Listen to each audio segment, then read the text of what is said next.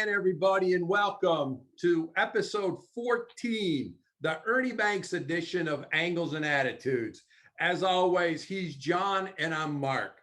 Today, we are really pleased to be joined by former Baltimore Colt and St. Patrick's alum, Tony Bertuca. Tony, thanks for joining us and welcome to Angles and Attitudes, my friend. How you doing? I'm glad to be here, John. Thank you. It's like memories Belmont Avenue for me. There you go. Well, we'll get right to it. From Belmont Avenue to the east to being Belmont Avenue to the west right now. Take us through, Tony, if you would, for the folks listening today, playing ball at St. Pat's college, and then getting a shot at the NFL. We'll just turn it over to you. Okay. Well, I went to St. Gertrude's Grammar School. In 7th and 8th grade, I played park district ball for the city of Chicago at Hamlin Park. Okay. Hamlin Park was a legendary coach named Joe Gaffney and Carl Newey. We actually played at halftime between a Bears-Packer game at Wrigley Field. How about that? From there, I went to St. Pat's. I became a freshman there. And from our freshman year to our senior year, the varsity team lost one game. We tied two, but we lost one game. Incredible. Out of St. Pat's, I got a scholarship to the University of Montana in Missoula. I was a little too free back then in Montana. I probably needed my parents around me because my grades were good and I had to go to junior college, which I did at Wenatchee, and it turned out to be great for me.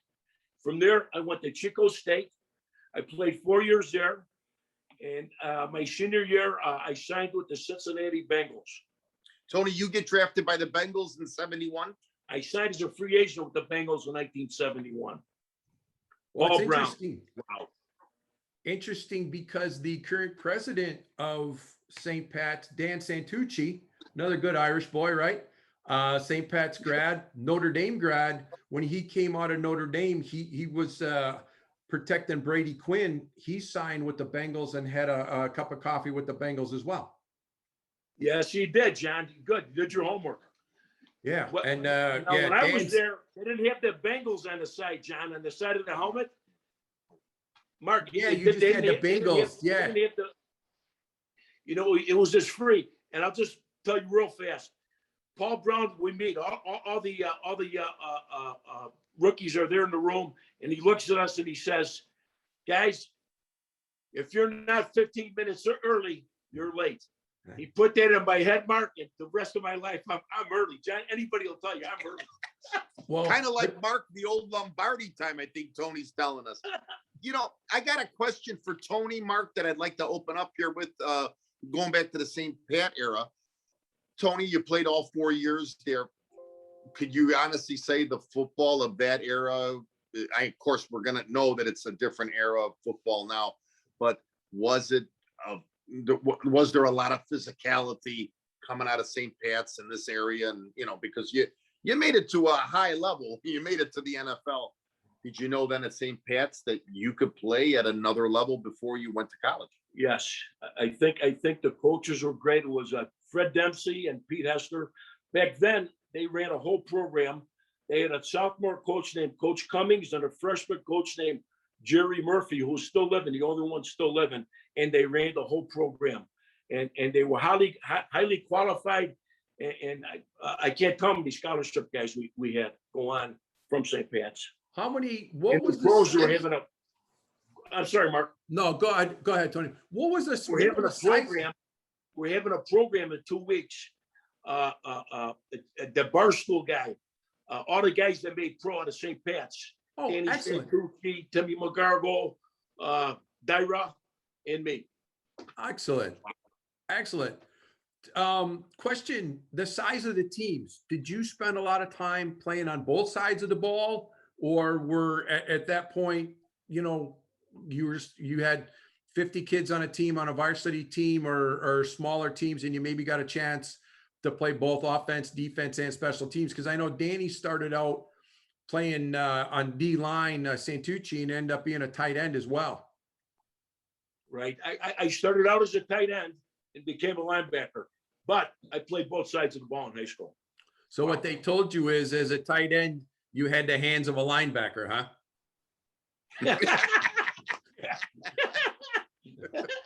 So you go through, you end up playing a year with the Baltimore Colts.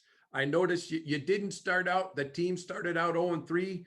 Famous coach Howard Schnellenberger. Howard didn't finish the season, did he? You're right. After halftime of that game, there was the owner at that time was Ursi, Bob Ursi. He's a local guy. I think he's from Skokie. Anyway, Ursi sends a word down that he wants Marty Domrays, who was our starting quarterback, benched, put in Bert Jones, who was a draft pick from the year before, All-American from LSU. And Howard, of course, ignores him. Oh. And after the game, I didn't think Howard was the first guy to know. I think the players knew before Howard that Ursi fired him. And then he looks at Joe Thomas. He was a general manager at the time. And Joe Thomas says, I guess I'm the coach. And he was, but he ended up, you guys won a couple ball games with Joe. It was just, Ursi just spent the money and it was a big deal. Publicity wise as well, getting Bert Jones in. Obviously, Jones went on to have a pretty significant career and is a well-known QB in NFL laurels there. Jones comes, of course, Jones and the other gentleman you mentioned come after Johnny Unitas. But Tony, I want to ask you, so after you come out of college, you get drafted by the Bengals, and of course, then you have this season with the Baltimore Colts, which was 1974, like Mark's saying. You know, what's the feeling? I mean, here you're in the pros, you're on the gridiron with these guys, you know, practices every day, the games that you had to play, the setups, the thing. Take us through that. I mean, it's something that I know Mark and I were always hoping, because we're hockey guys, to get to some kind of level like that. What is it to talk about that next level? It's just that you reach your self-actualization, the highest point for anything besides my kids being born. Wow, was playing, and I looked and I used to think about it in my mind. I say, am I really living this? Am I living? I mean, I really treasured it. I really treasured my playing time. Well, but you also, you talk about, and my dad coached at and taught at Gordon Tech down the road there on Addison and Western, and you talk about those programs and the men such as yourself that they develop, same way with Holy Cross and all, that it's more about what you become after as a man, that you learned all those things, the discipline, the not giving up, playing hurt. Like you said, if you're not 15 minutes early, you're late. Those are all things, right, that suit you and take care of you in life, Tony. Mark, you're right. I'm a big guy for God, country, family. There's nothing more than if you get those three, then you got it, right? That was Vince Lombardi. Football. You know, you talked about Gordon Tech, legendary coach Winecki. Yep. At the Gordon Tech, and Coach I see a Winecki. lot of those kids. You know, I see a lot of those kids and the guys who come in those programs, especially the Catholic, the parochials. Yep. We have a fraternity that when you see each other, it goes on and on. You talk about grammar school games; they remember everything. But the respect. One coach. Oh, go ahead, John.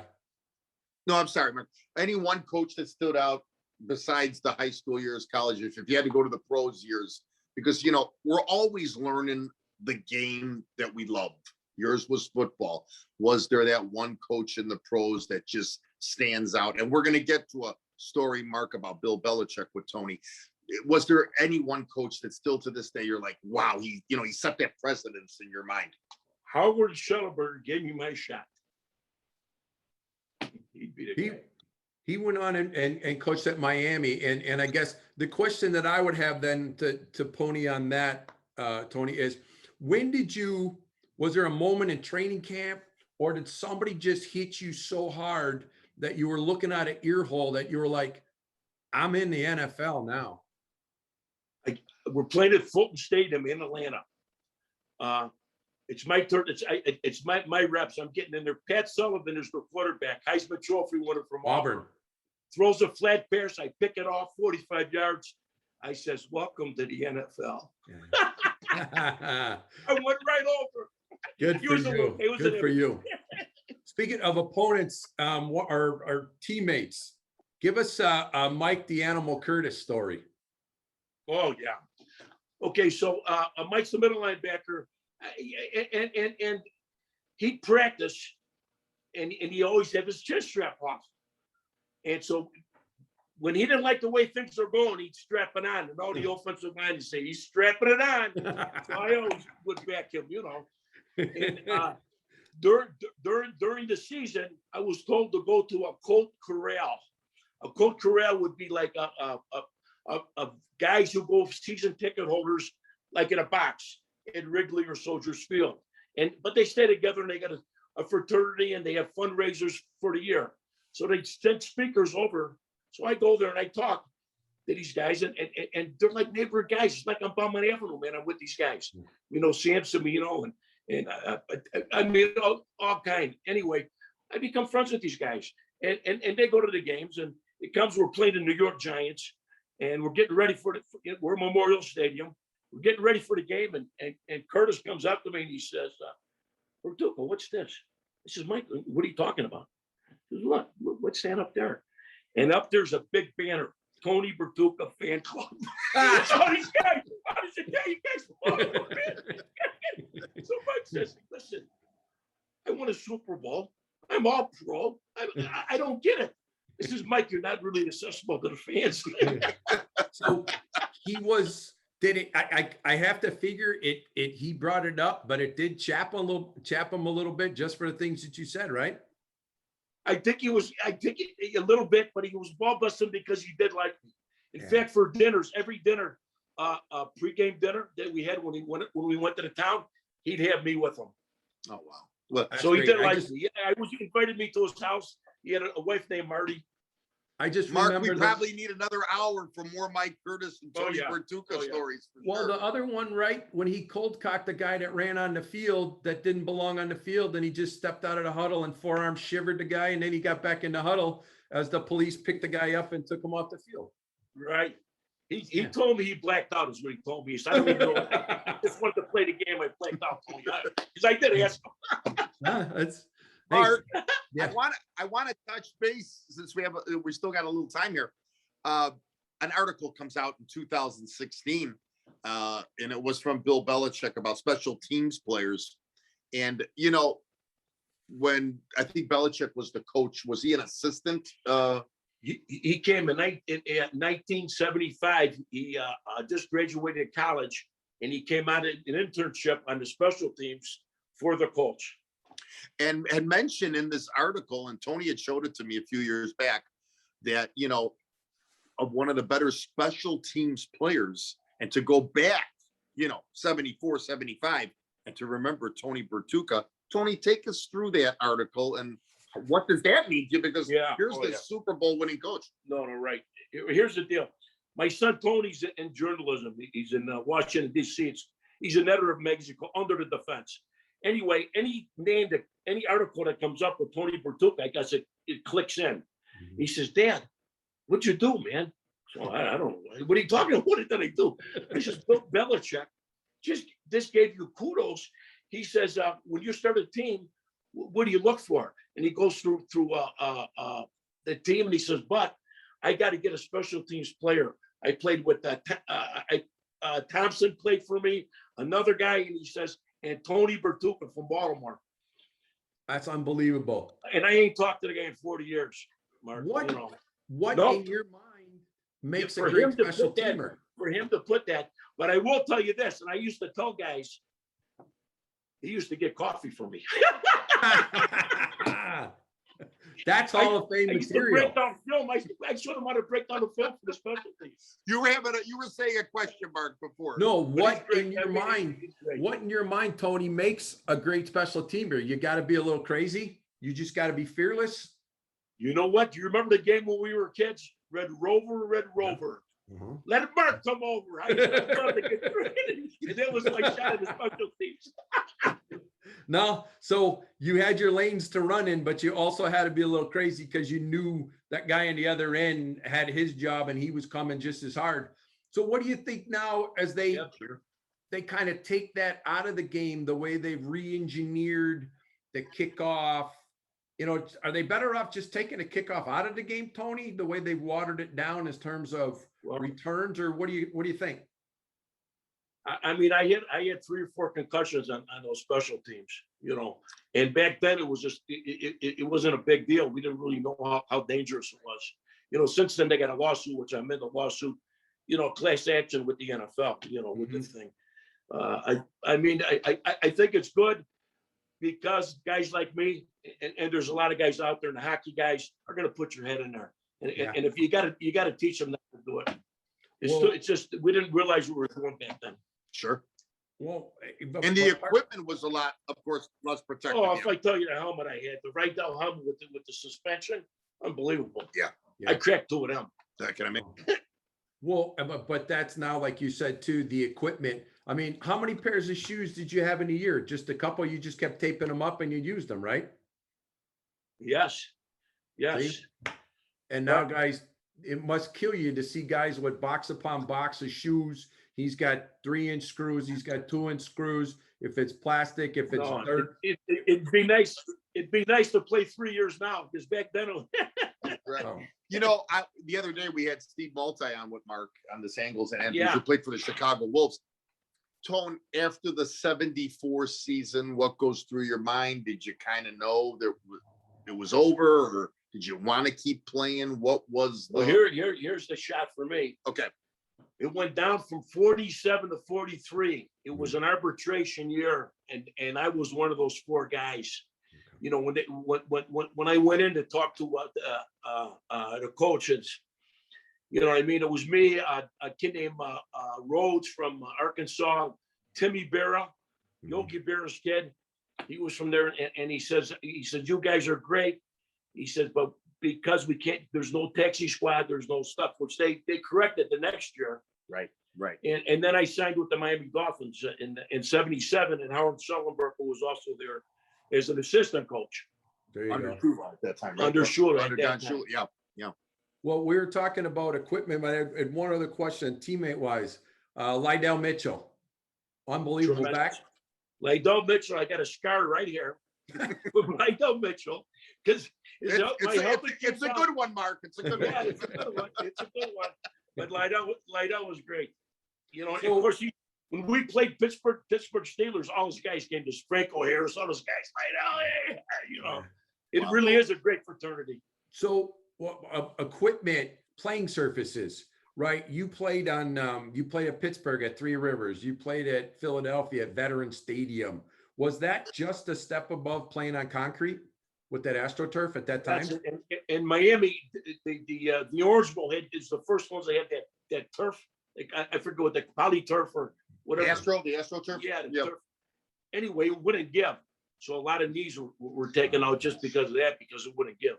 These guys were so fast and quick. And I remember seeing there was a kid from the Bears blew his knees out. You were a wide receiver, went to stop. I think it was in Philadelphia, because they were always complaining about the turf and the seams and everything else. Obviously, again, wanting to play on the fields now. What are they? It's like rubber, old tires. Right. It's really soft to be able to play on. Well, you got to play in some. I've seen it because our kids played at Oak Park, and on that turf they have those tires. So I mean, what a difference! What a difference! It's probably hotter than hell, though. It's probably get hot in oh July yeah, like a day like yesterday. Oh Yeah. Lord. Can imagine. Again, though, I'm thinking Shea Stadium. What a place to be able to play. Memorial Stadium. They're baseball stadiums, but in my mind, that's football. You run to the 20, and then it becomes the infield, and you're all dirty, and then you're in the outfield, right? Mark, Shea Stadium. I'm the special teams captain. I'm out there with Mike Curtis. Mike says, Tony, call it tails or heads. And who's out there with us? Joe Namath. Oh, and I'm wow. thinking in my head, are you kidding me? This guy's shrunken over his shoulder, over the top. Of course, I called tails and we did it. It's one of the first times we went to the toy class. Hey, Mark, good point by you. When the Bears played in Wrigley Field, if you look at some of those old highlights, there's that wall when they're scoring a touchdown. Yes, yes. And if you're clipping and running hard, like I'm sure there were so many receivers that hit that wall that we probably didn't even see on the camera. Well, that's to Tony's point, it's a totally different game. Now you look, just your thoughts around the training, right? It's 12 months. When you played, you probably were close. You probably almost had to get another job in the off season because I did. I was a substitute teacher at Curie High School where my old coach coached and taught there, Pete Hester. I taught school in the off season. But, Wow. but again, how much you appreciated what you had during the season. What'd you get, if I can ask, what'd you get for a per diem for meal money on the road? We got $80. Yeah. 80 the day before the game because you come home after the game. It was good for a Gibson steak, right? No. Yeah, but you got kids now in Major League Baseball, fresh out of high school, 18-year-old bonus kid, $2 million signing bonus, and the kid's got $200 on his per diem. It's just ridiculous compared to what you guys put through your bodies through. Yeah, because ours was only 1 day a week, and that's if you were away. If you played home, but you got nothing.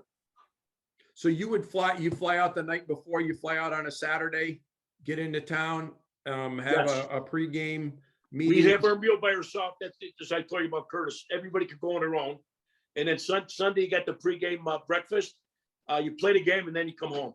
Okay. I'll tell you the one time it didn't happen. We're in Buffalo, and of course OJ's is OJ's with the Bills at that time. Yes. At the time, and they had the thing. And anyway, it was a snowstorm, and our plane was coming from Detroit, dead hangar to Baltimore to pick us up. The snowstorm put it off course. It ended up crashing.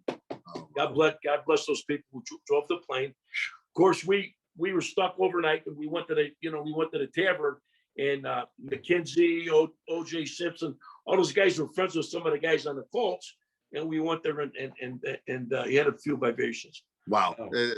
But I mean, that was the only time we stayed over. Well, only a few. I'm sure only a few would be in quotes, but hey, when in Rome, right? You do what they do. So what's keeping you busy now, Tony, and the aches and pains? I'm sure your lovely wife keeps you busy, maybe just trying to keep you out of her hair or keep you out of her way. But what do you feel in your days with now? How you feel your days now? First of all, my wife is real good. She does everything at the house. Very nice lady, by the way. Second of all, this is great because I met this guy, Pat Santoro, as freshman year on the football team at St. Pat's. He was the best player on the team by far, a running back that could stop and go at a dime. We became friends, and later on, we hooked up. Our kids went to high school together. And when I was retired, he says, Tony, what are you going to do? I says, I don't know what I'm going to do, Pat. I said, I know what you're going to do. You're going to come to work for me for Restore Restoration. And thank God they did, because they just saved John.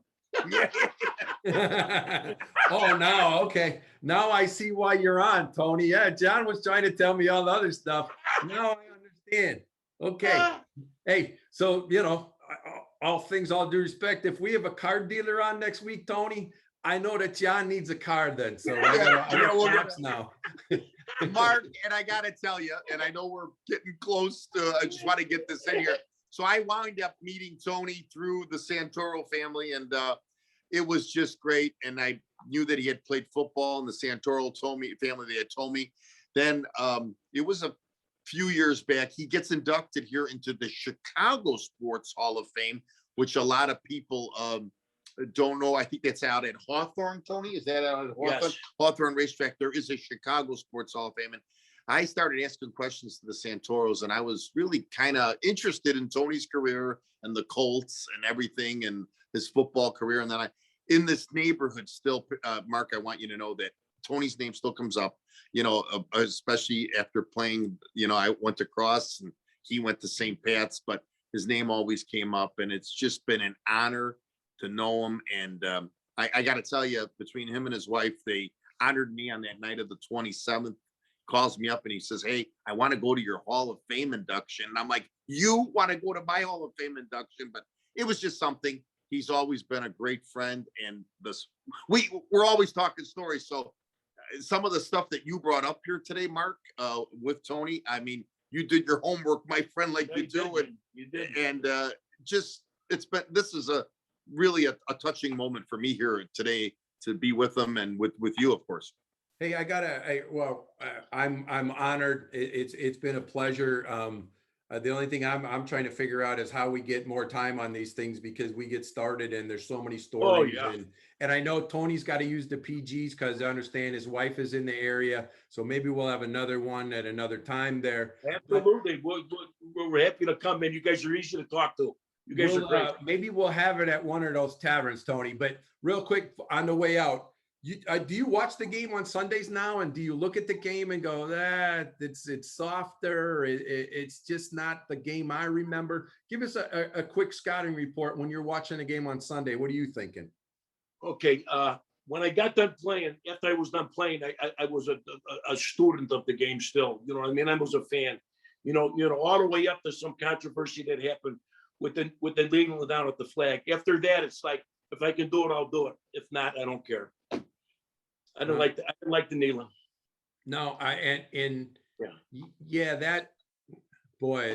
one, that's another whole show.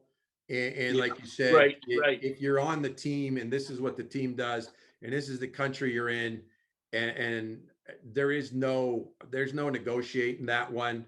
That would not happen in our team because of Mike Curtis. I'll tell you that right now. Well, but see, it ain't happening. But that's the definition of leadership, Tony. That's, when they talk about teams with great talent and everything else, and they don't have a locker room because everybody goes their separate way, or everybody thinks that there's rules. Each guy has his own set of rules.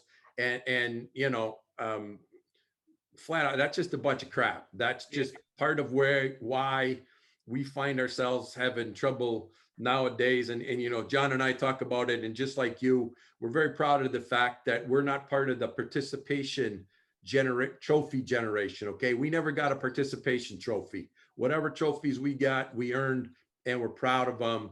And it's that generation and yours that we need to see more of, and still being influenced in what goes on around here. So God bless you, my friend. Stay healthy, you and your lovely bride. And Mark, thank you very much. Tony, Thank you, John. Thank you, guys. Love you guys. Thank you. And we'll see you soon. Thanks, Tony.